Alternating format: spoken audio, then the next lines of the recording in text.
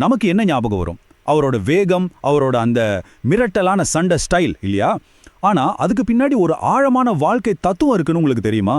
இன்னைக்கு நம்ம அதை பத்தி தான் பார்க்க போறோம். இது வெறும் சண்டை நுணுக்கங்களை பத்தினது இல்ல, நம்மளோட வாழ்க்கையில வர்ற சவால்களை எப்படி ஜெயிக்கிறதுன்னு சொல்ல ஒரு வழிகாட்டி. இந்த ஒரு வரியிலேயே அவர் எல்லாத்தையும் சொல்லிட்டாரு பாருங்க.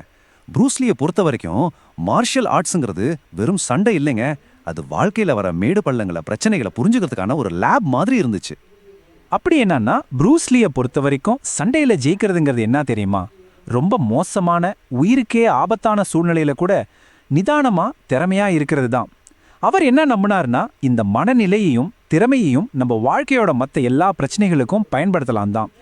சரி, இதுதான் நம்ம இன்னைக்கு பார்க்க போற முக்கிய விஷயம், நீரின் வழி.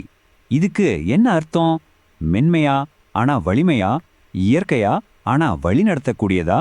பற்றே இல்லாம ஆனா ரொம்ப சக்தி வாய்ந்ததா இருக்கிறது. இந்த தத்துவம் அவருக்கு எப்படி கிடைச்சது தெரியுமா? ப்ரூஸ்லி வாழ்க்கையில நடந்த ஒரு செம்ம இன்ட்ரெஸ்டிங்கான சம்பவம் மூலமா தான் இது உருவாச்சு. வாங்க அதை பார்க்கலாம். ஓகே, இந்த கதைக்கு ரெண்டு முக்கிய கேரக்டர்ஸ் தான். ஒரு பக்கம் திறமை, வேகம் எல்லாம் இருக்கிற ஒரு இளம் ப்ரூஸ்லி, ஆனா அதே சமயம் கொஞ்சம் முரட்டுத்தனம் ஜாஸ்தி. இன்னொரு பக்கம் அவரோட குரு இப் மேன், ரொம்ப அமைதியானவர், ஞானம் நிறைஞ்சவர். இங்க பாருங்க, ரெண்டு பேருக்கும் இருக்கிற வித்தியாசத்தை. ப்ரூஸ்லியே லிட்டில் டிராகன்னு சொல்லுவாங்க. அவர் ஒரு நெருப்பு மாதிரி, யாங் சக்தி மாதிரி, எப்பவும் வலிமை, ஆக்ரோஷம், ஜெயிக்கணுங்கிற வெறி. ஆனா அவரோட குரு இப்மேன் அப்படியே ஆப்போசிட், நீர் மாதிரி, இன் சக்தி மாதிரி, மென்மையா நெகிழ்வு தன்மையோட சூழலுக்கு ஏத்த மாதிரி வளைஞ்சு கொடுக்கணும்னு சொல்றவர். இதுதாங்க கதையோட மையப்புள்ளி. இப்மேன் ஒரு அருமையான உதாரணம் சொல்றாரு பாருங்க. ஒரு பெரிய காத்து அடிச்சா ஓக் மரம் உடஞ்சு போயிடும், ஆனா மூங்கில் காத்தோட சேர்ந்து வளைஞ்சு கொடுத்து தப்பிச்சிடும். ப்ரூஸ்லி கத்துக்க கஷ்டப்பட்ட பாடம் இதுதான். சில நேரங்கள்ல வளைஞ்சு கொடுக்கறது தான் உண்மையான பலம். முரட்டுத்தனமா இருக்கிறது மட்டும் எப்பவும் ஜெயிக்க உதவாது. சரி, ப்ரூஸ்லியால என்னதான் புரிஞ்சுக்க முடியல? அதுதாங்க பற்றின்மையின் கலை.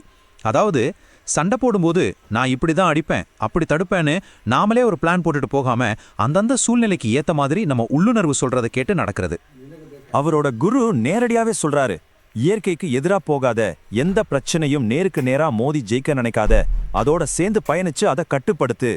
இளம் ப்ரூஸ்லிக்கு இது சுத்தமா புரியல. என்னது, சண்டையில எதிராளிக்கு விட்டு கொடுக்கறதா? அப்படி செஞ்சா தோத்து போக மாட்டோமா அப்படின்னு பயங்கரமா குழம்பி போயிட்டான்.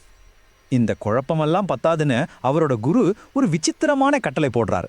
இந்த வாரம் நீ பிராக்டிஸ் பண்ண வேண்டாம், வீட்டுக்கு போ, நான் சொன்னதை பத்தி யோசி. அடேங்கப்பா, ஒரு ஃபைட்டருக்கு இதை விட பெரிய தண்டனை என்ன இருக்க முடியும்? ப்ரூஸ்லிக்கு கோபமும் விரக்தியும் தலைக்கு ஏறிடுச்சு. கிளாஸ்லேருந்து வெளியே அனுப்பப்பட்ட விரக்தியோட ப்ரூஸ்லி ஹாங்காங் துறைமுகத்தில் ஒரு சின்ன படகுல தனியாக உட்கார்ந்துருக்கான். இங்கே தாங்க அவனோட வாழ்க்கையே மாற்ற போகிற அந்த திருப்பு மூணை நடக்க போகுது. அந்த ஞானோதயம் எப்படி கிடைச்சதுன்னு ஸ்டெப் பை ஸ்டெப்பா பார்க்கலாம். முதல்ல கிளாஸ்ல இருந்து வெளியேற்றோம், விரக்தியோட தனியா இருக்கான்.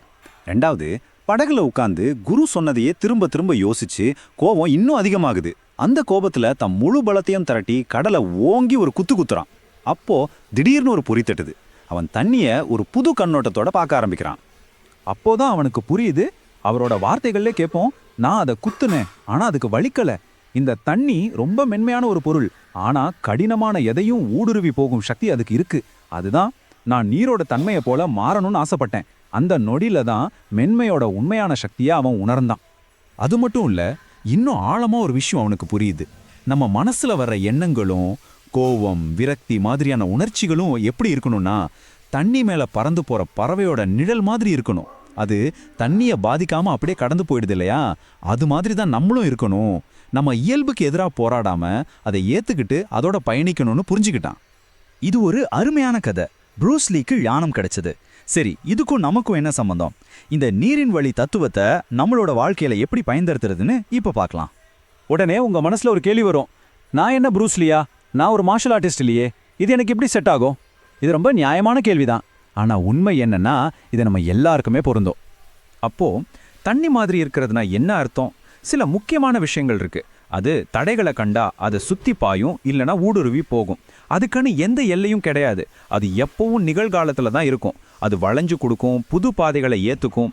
சுருக்கமா சொன்னா, இந்த தத்துவம் நீங்களா உங்க முழுமையான வடிவத்துல மாறுறதுக்கு உதவும்.